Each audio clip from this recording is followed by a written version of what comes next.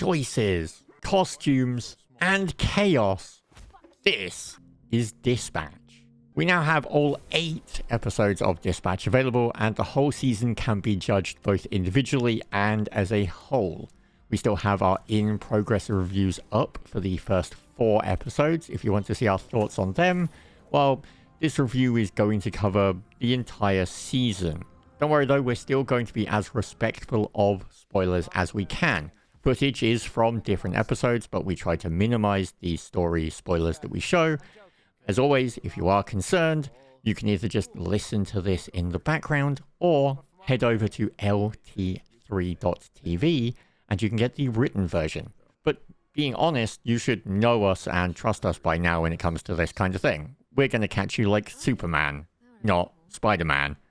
I have to admit, I was concerned at exactly how Dispatch would manage to successfully navigate all of the threads it was creating in such a short season.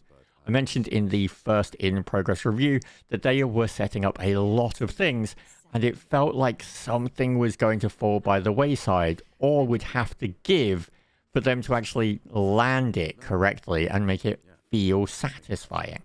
With only 8 episodes and each one running just under an hour, that's not much time to tell a fully fleshed out story. When you end up cutting that time in half, again by essentially having 2 games in one, it makes things even harder. With the dust now settled, my opinion on the 2 halves of the game hasn't changed. While the story and dispatch mechanics start off feeling a little disjointed, like we mentioned, they do come together just before the halfway mark, and they just keep getting closer and closer as the story goes on. But it doesn't stop the feeling that this is a game of 2 halves, both of which would be perfectly suited to their own spotlight rather than sharing it.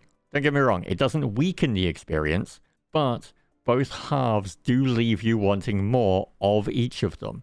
It also doesn't help that while the dispatching sections are enjoyable and have added enjoyment from the cross-character banter that's happening, it's the story and characters in the Wolf Among Us style sections that just blow everything else out of the water.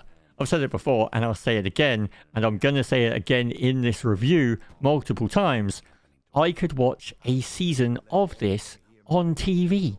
While Dispatch's story, yes, is very tropey for a superhero story, it's still executed to perfection. Ad Hoc are showing their expertise at this kind of storytelling.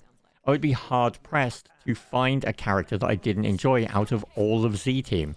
The biggest complaint I can make about the characters is that I just would have liked to know more stuff about some of them, and I would have liked them to get more screen time.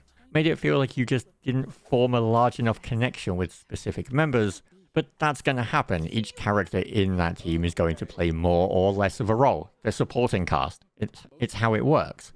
But I would have loved to have Robert spend more time with Malevola or Coop and just find out more about them. Even if some of them get less screen time, every character feels well-rounded, brought to life by an insane voice cast and rendered in beautiful artwork. Ad Hoc really do knock it out of the park, creating a story that would easily work if you removed all gameplay elements. I told you I was going to mention it again, and I mentioned it in the first review. I would happily watch an entire TV show set around SDN because Dispatch feels like an interactive Invincible show.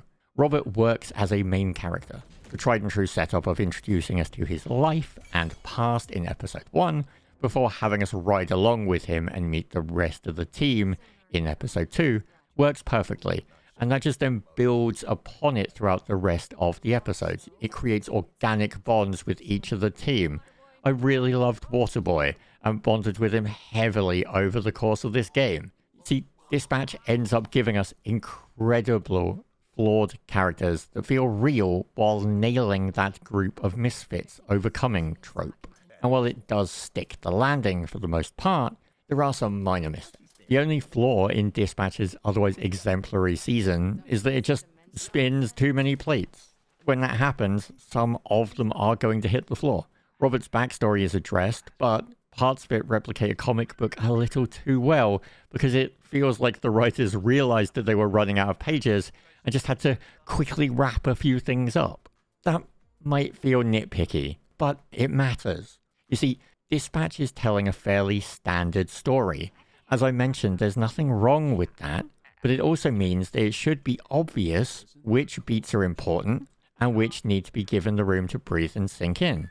The majority of them are, but some feuds and story threads just feel like they don't need to be there. You could have left them out entirely. They're taking up what is already a limited runtime, and it harms the payoffs of the others, because they're not going to feel as satisfying. One of the best examples of this I can give is that there is a feud throughout the entire game for Robert and Flambe, and that's allowed to play out slowly, it benefits from it, and it's fantastic. It's the standout for me.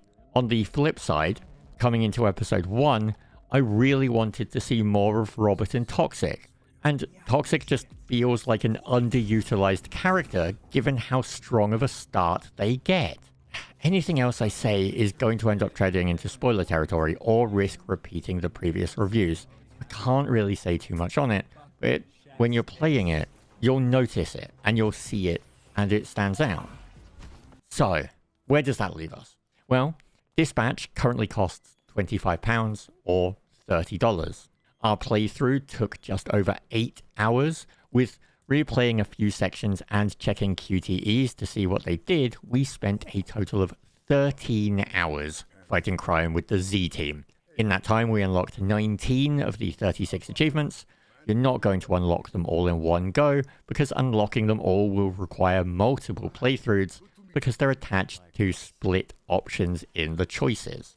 There is a lot to like about Dispatch. I cannot honestly recommend it enough because of just how strong a story and enjoyable it is. Especially as a superhero fan, I really like this world.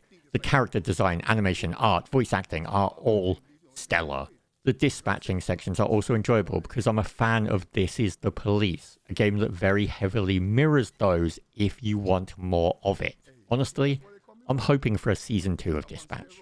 I want to see more of these characters and more of this world, whether that's in game form or in a TV show that takes far too long to get and comes out in 2031, long after it should have. Hey, you know what? I'm okay with that if it means we get more. You gonna eat those Twinks? That's not what they're... You know what? Help yourself.